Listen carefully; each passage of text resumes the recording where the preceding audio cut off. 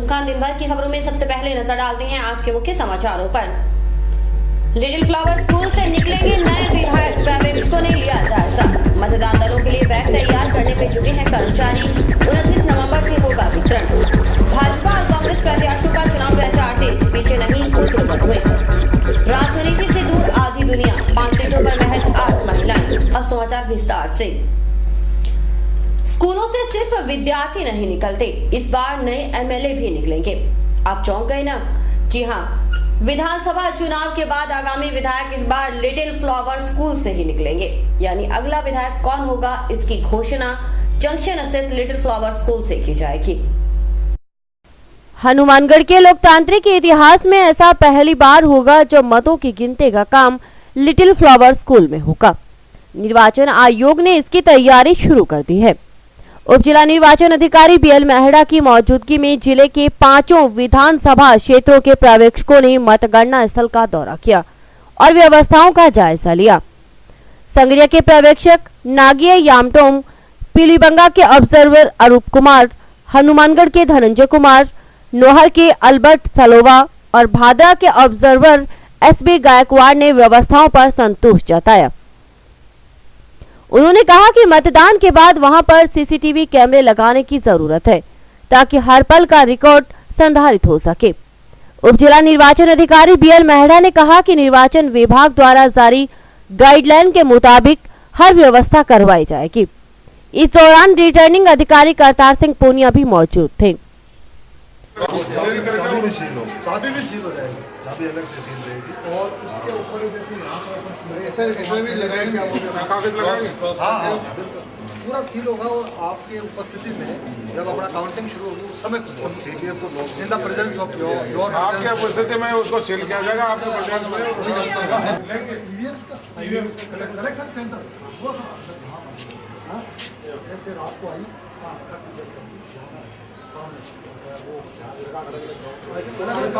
Counter wise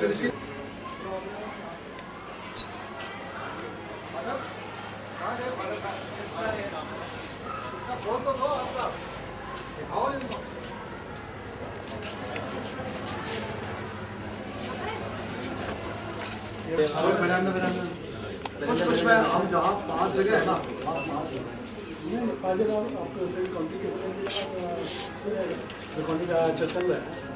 returning अधिकारी करतार सिंह पूनिया के मुताबिक इस बार लिटिल फ्लावर स्कूल में मतगणना की जाएगी। इसके लिए ऑब्जर्वर ने स्थल का निरीक्षण किया। विधानसभा चुनाव की मतगणना 8 दिसंबर को होने जा रही है। इसके लिए हनुमानगढ़ जिले के सभी 5 विधानसभा निर्वाचन क्षेत्रों की मतगणना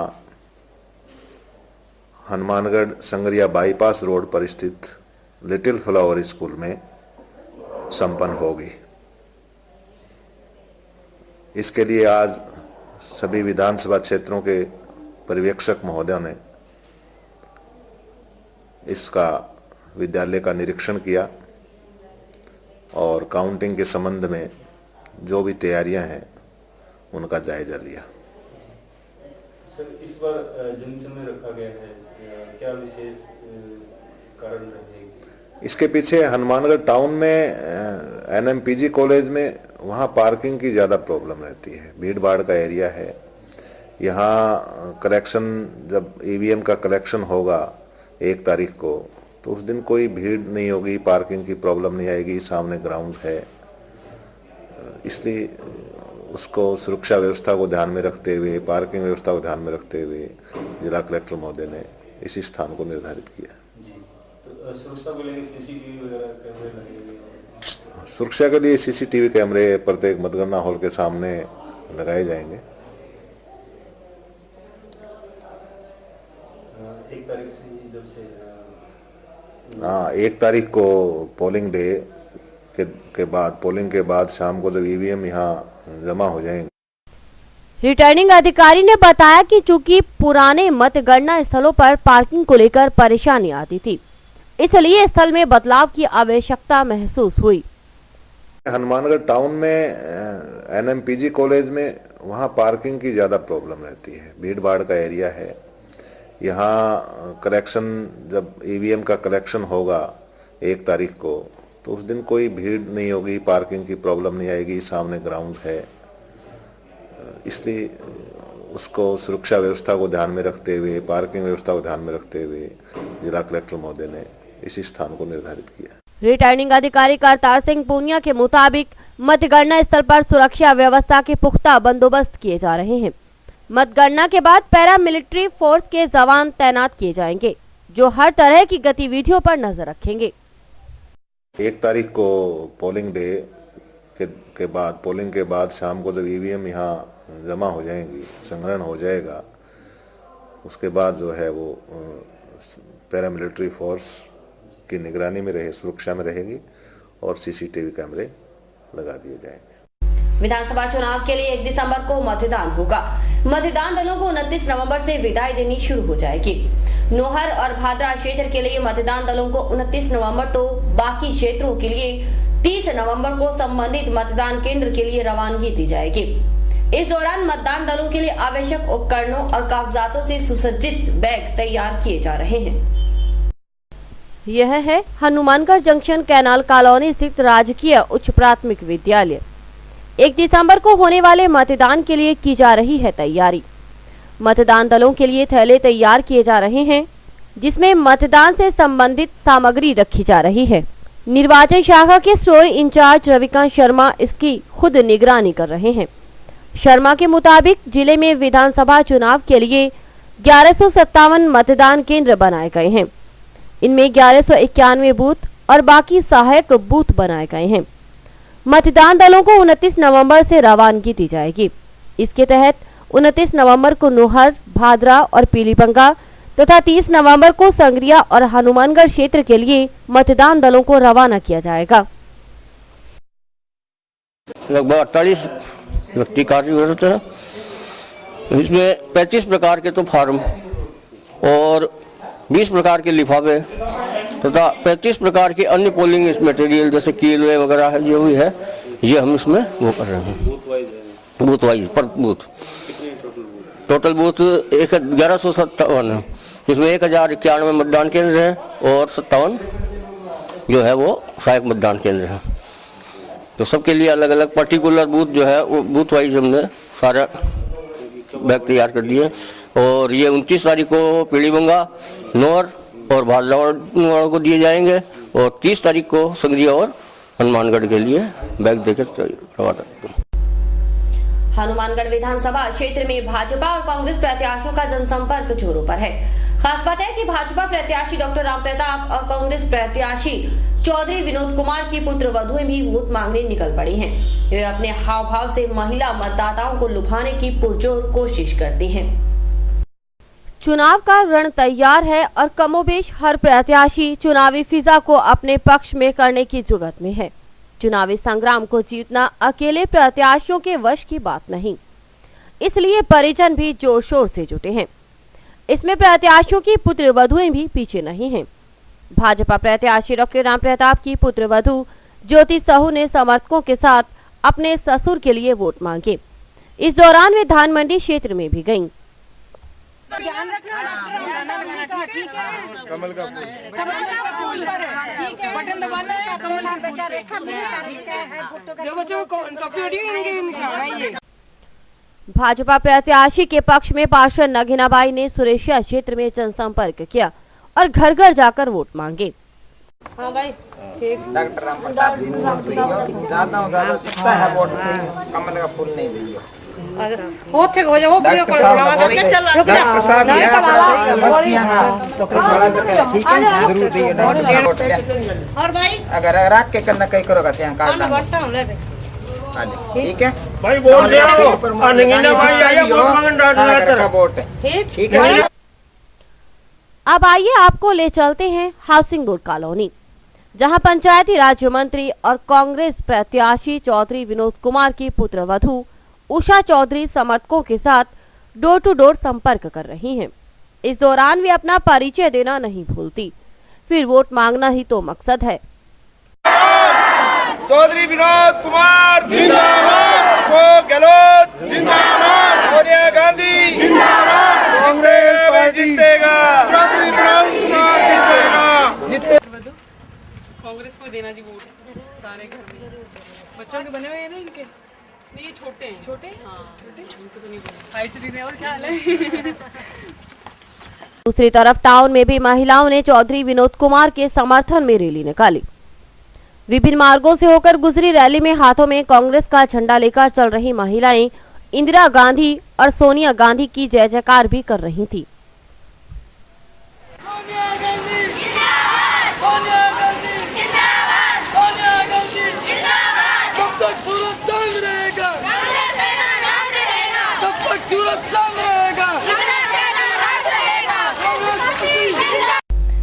जनसंख्या के लिहाज से भले महिलाओं को आधी दुनिया का दर्जा हासिल हो, लेकिन विधानसभा चुनाव में भागीदारी की बात करें तो महिलाओं की दयनीय स्थिति नजर आती है।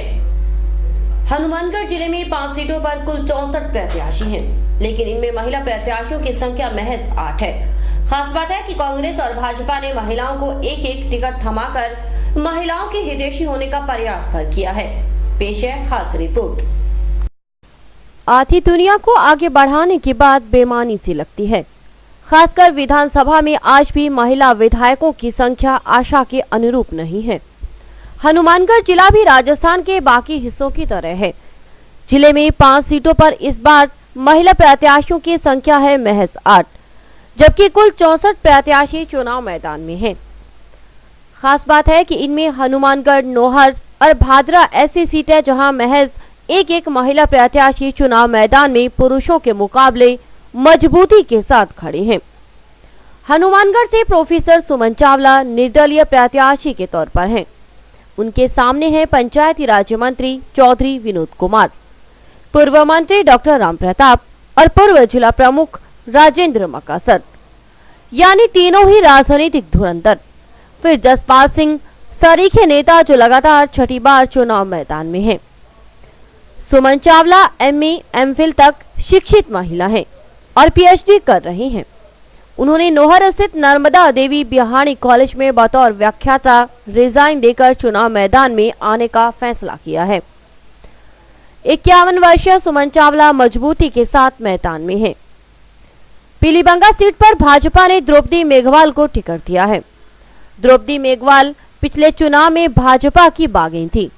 उस वक्त उन्हें ठीक ठाक वोट मिल गए थे, लेकिन वहां से कांग्रेस प्रत्याशी आद्रा मेघवाल चुनाव जीत गए थे। इस बार भाजपा ने द्रौपदी के नाम पर दाव खेला है। द्रौपदी भी पढ़ी लिखी प्रत्याशी हैं। MA तक शिक्षित द्रौपदी NMPG लॉ कॉलेज से LLB कर रही हैं। पीलीबंगा से शिवसेना प्रत्याशी के तौर पर चुनाव मैदान में है शशि दत्ता। शेखावत सरकार में मंत्री रह चुकी शशि दत्ता भी लॉ ग्रेजुएट हैं। वहीं जमींदारा पार्टी की प्रत्याशी नेहा मेघवाल भी MA पास हैं। यानी पीलीबंगा की तीनों महिला प्रत्याशी शिक्षा के क्षेत्र में पुरुष प्रत्याशियों से कमतर नहीं हैं। अब आइए नोहर विधानसभा क्षेत्र में, जहां मेहरुन्निसा टाक निर्दलीय उम्मीदवार के तौर पर चुनाव मैदान में हैं। मेहरुन्निसा नोहर नगरपालिका में उपाध्यक्ष रह चुकी हैं। 10वीं पास मेहरुन्निसा गृहिणी होने के साथ राजनीति में सक्रिय हैं। कांग्रेस से उनका ताल्लुक रहा है। भादरा से निर्दलीय प्रत्याशी के तौर पर हैं सरिता चौधरी। स्नातक तक शिक्षित सरिता चौधरी पूर्व विधायक डॉक्टर सुरेश चौधरी की धर्मपत्नी हैं। भाजपा से टिकट नहीं मिलने पर पूर्व विधायक ने इस बार अपनी पत्नी को निर्दलीय चुनाव लड़ने का फैसला किया। संगरिया से कांग्रेस ने शबनम गोदारा को टिकट दिया है। 10वीं तक शिक्षित शबनम गोदारा हनुमानगढ़ की उप जिला प्रमुख भी हैं। उनका अपने राजनीतिक जीवन की शुरुआत सरपंच के तौर पर की थी। खास बात है कि शबनम को अब तक हार का मुंह नहीं देखना पड़ा है। वहीं संगरिया से जमींदारा पार्टी की प्रत्याशी बिमला जिंदल हैं, जो पार्टी के राष्ट्रीय अध्यक्ष BD अग्रवाल की अर्धांगिनी भी हैं। बिमला सिर्फ साक्षर हैं, लेकिन पति के साथ रहकर राजनीति को समझ चुकी हैं। आखिर राजनीति में महिलाओं का रुझान कम क्यों है? इस सवाल का जवाब पाने के लिए स्काई चैनल ने नारी शक्ति से बातचीत की। उनका कहना था कि पुरुष प्रधान समाज को नारी शक्ति से खतरा महसूस होना ही प्रमुख कारण है। वरना महिलाएं किसी क्षेत्र में पुरुषों से कम नहीं हैं। वहीं उन्होंने महिला आरक्षण को मजबूती से लागू करने की आवश्यकता भी जताई। मतलब पुरुष प्रधान है, यहाँ पे महिलाओं को इतना महत्व नहीं दिया जाता, इसीलिए इनका रुझान राजनीति में कम है। कुछ तो ये है कि प्राचीन काल से ही महिलाओं को परिवार का हिस्सा ही समझा जाता था। अगर हम मनुस्मृति को देखें तो महिलाओं के लिए ये था कि परिवार में उनको पूरा सम्मान मिलना चाहिए। उनके लिए ये भी कहा जाता था कि जहाँ देवियों की पूजा होती है, जहाँ स्त्रियों की पूजा होती है, वहाँ देवता निवास करते हैं। लेकिन धीरे धीरे मध्यकाल तक आते आते स्त्रियों की स्थिति जो है पुरुषों की अपेक्षा निम्नतर होती गई, और उसका ही परिणाम आज हम भुगत रहे हैं कि महिलाओं को जो है सार्वजनिक जीवन में प्रवेश अधिकांश महिलाओं को वर्जित माना जाता है। लेकिन ऐसा नहीं है, कुछ महिलाएं इस क्षेत्र में काफी बढ़ चढ़ कर भाग ले रही है। क्योंकि एक तो घर वाले एक्सेप्ट नहीं करते, बाहर नहीं जाने देते, इस वजह से महिलाएं, वैसे आजकल पढ़ी लिखी महिलाएं हैं जो वो बाहर जाना चाहती है, लेकिन उनके घर वाले हैं वो एक्सेप्ट नहीं करते, तो इस वजह से बाहर नहीं जाती। 374 अमेंडमेंट जो संविधान में हुए 92 में, उसमें 33% नगरीय और ग्रामीण प्रशासन में आरक्षण दिया गया।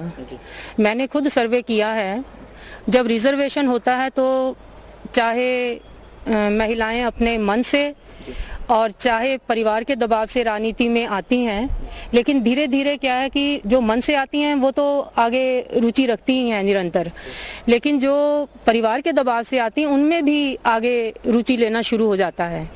तो अगर जैसे नगरीय और ग्रामीण प्रशासन में जो रिजर्वेशन दिया है, अगर ऐसे ही विधानसभा और संसद में भी भविष्य में हो जाता है तो मेरे हिसाब से महिलाएं राजनीति में अधिक से अधिक रुचि लेना शुरू कर देंगी, क्योंकि अवसर मिले तो कौन चुकता है। एक सवाल कि क्या महिलाओं को राजनीति में इसलिए प्रभावी भूमिका नहीं मिलती क्योंकि वे डिसीजन लेने में बोल्ड नहीं हैं? महिलाओं ने इसका जवाब मुखर होकर दिया। उन्होंने कहा कि हरगिज नहीं। इंदिरा गांधी, सोनिया गांधी, सुषमा स्वराज या फिर वसुंधरा राजे, सबके सब उदाहरण हैं कि जब भी मौका मिला उन्होंने अपना लोहा मनवाया है। नहीं, ये सच नहीं है। अगर ऐसा होता तो इंदिरा गांधी इस देश की प्रधानमंत्री नहीं होती। महिलाएं भी पुरुषों की तरह ही निर्णय ले सकती हैं, जब भी उनको जहां भी जिस भी क्षेत्र में उनको अवसर मिलते हैं, चाहे वो अंतरिक्ष है, चाहे वो पुलिस है, चाहे किसी भी क्षेत्र में उनको जब भी अवसर मिलते हैं उन्होंने अपना जो कार्य है बहुत ही निर्भीकता के साथ किया है। आप किरण बेदी को ही देख सकते हैं, इसका उदाहरण हमें और कहीं जाने की जरूरत नहीं है। महाविद्यालयों में और जहाँ भी राजनीति में भी जहाँ भी महिलाएं आई हैं उन्होंने आगे बढ़ चढ़ कर हिस्सा लिया है, इसमें कोई संदेह नहीं है। राजनीतिक दल महिलाओं को टिकट इसलिए नहीं देते क्योंकि उन्हें लगता है कि अगर महिलाएं आगे आ गई तो उन्हें कौन पूछेगा, और इस वजह से वैसे महिलाएं बोल्ड है लेकिन उनकी सोच गलत है। वो सोचते हैं कि महिलाएं मतलब आगे ना आ जाएं।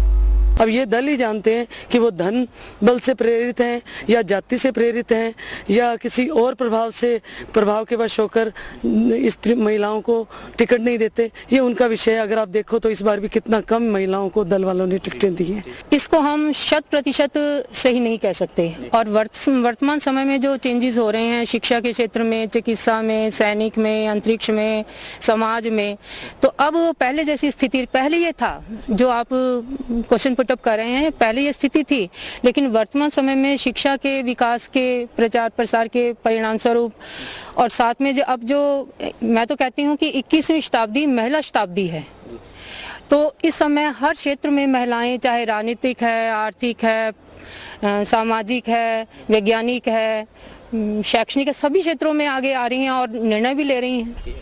ऐसा है जैसे 73-74 अमेंडमेंट और अब पिछले 2 साल से हमारी भारत सरकार द्वारा जो कानून बनाया गया है 50% रिजर्वेशन हो गया है। विधानसभा और इसमें संसद में भी अगर रिजर्वेशन हो जाता है तो ये आनाकानी खत्म हो जाएगी। और इसलिए कम देते हैं कि जब उनको दे देंगे तो पुरुषों को कम मिलेंगे, तो वो अपना दबदबा तो फिर भी पूरा ही जैसे हमारे समाज की पुरुष प्रधान सिस्टम रहा है तो उसके कारण ये ऐसी स्थिति बन जाती है। कुल मिलाकर हनुमानगढ़ जिले से महिलाओं का विधायक बनना आज भी आसान नहीं है। इसका खास कारण यह भी है कि राजनीतिक पार्टियां महिलाओं को टिकट देने में गंभीर नहीं हैं। तो आने वाले दिनों में महिलाएं इस मसले पर भी चुनाव में भाग लेंगी। इस सवाल का जवाब देना इस वक्त आसान नहीं है।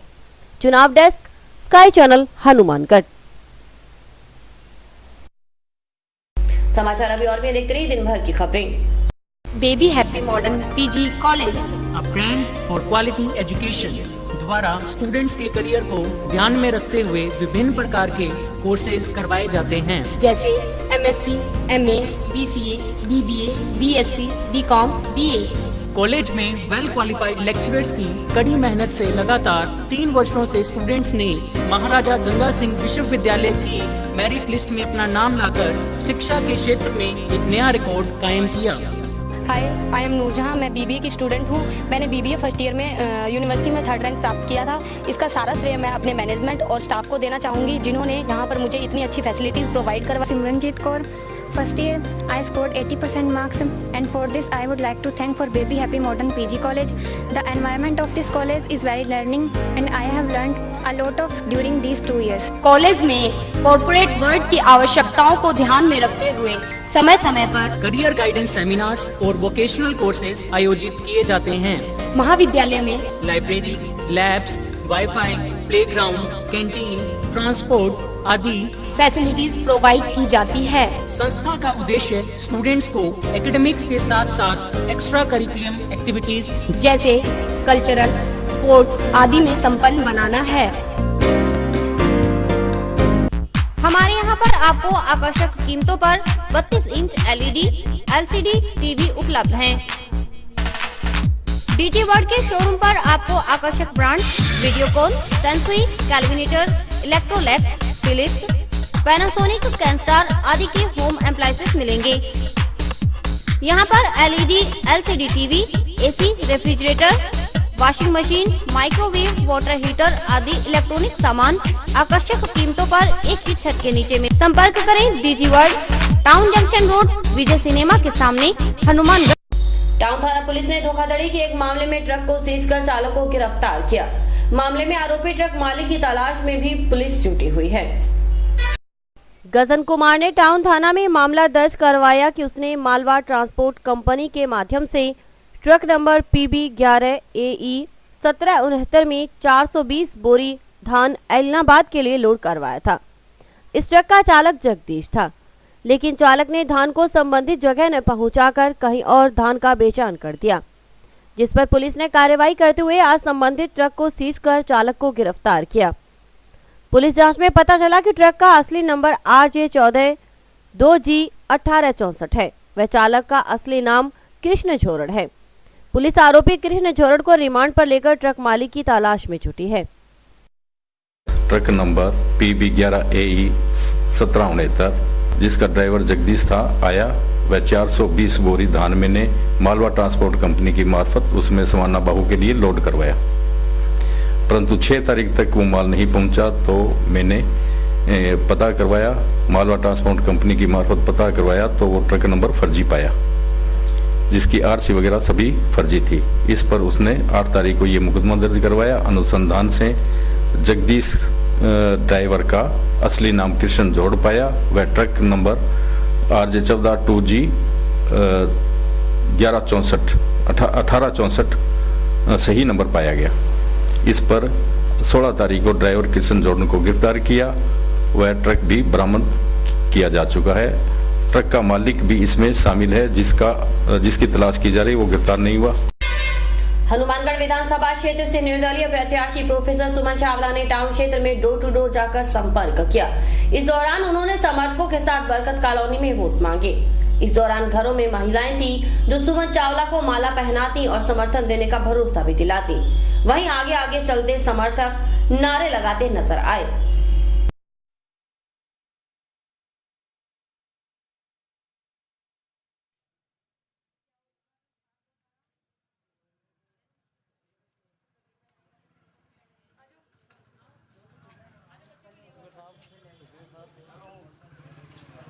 जिंदाबाद सुमन चावला, जिंदाबाद सुमन चावला, जिंदाबाद।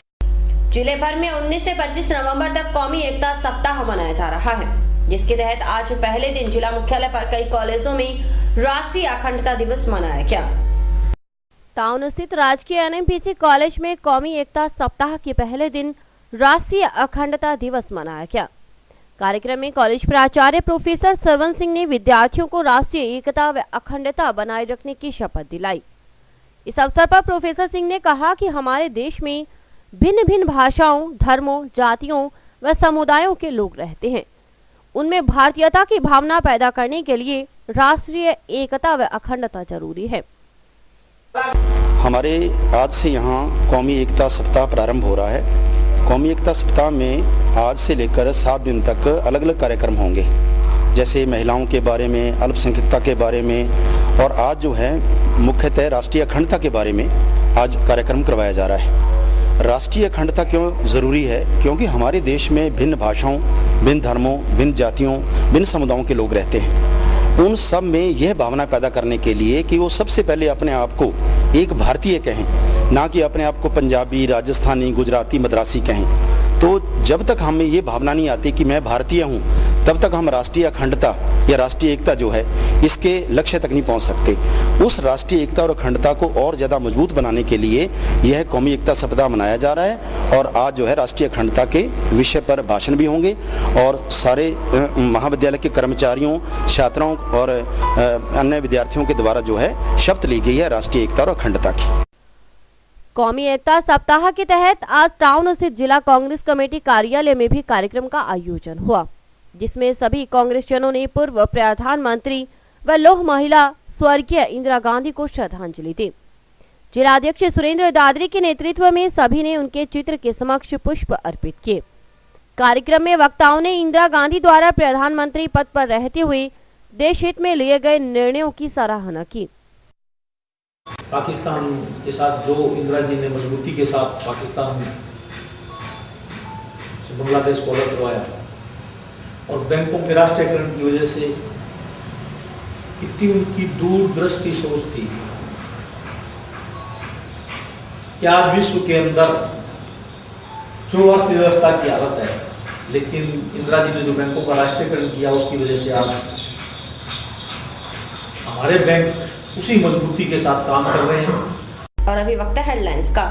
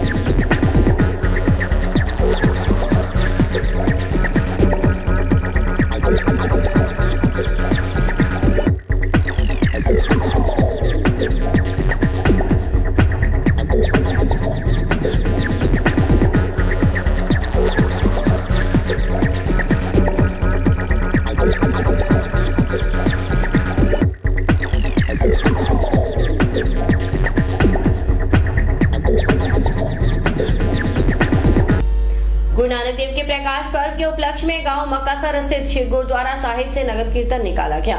नगर कीर्तन में साध संगत ने बढ़ चढ़ कर भाग लिया। गुरु नानक देव के प्रकाश पर्व को श्रद्धा और उल्लास के साथ मनाया गया। इस उपलक्ष्य में गांव मक्कासर में नगर कीर्तन निकाला गया। पंच प्यारों की अगुवाई में निकाले गए नगर कीर्तन में रागी राडी जत्थों ने गुरु महिमा का बखान कर संगत को निहाल किया। नगर कीर्तन में गुरु की पालकी को आकर्षक ढंग से सजाया गया। नगर कीर्तन में संगत द्वारा करतब दिखाना आकर्षण का केंद्र रहा। गुरुद्वारा सेवादार ने बताया कि इससे पहले लड़ीवार अखंड पाठ रखे गए और भोग डाले गए। नगर कीर्तन में काफी संख्या में साध संगत ने भाग लिया। इस मौके पर गुरु का लंगर अटूट बरताया गया।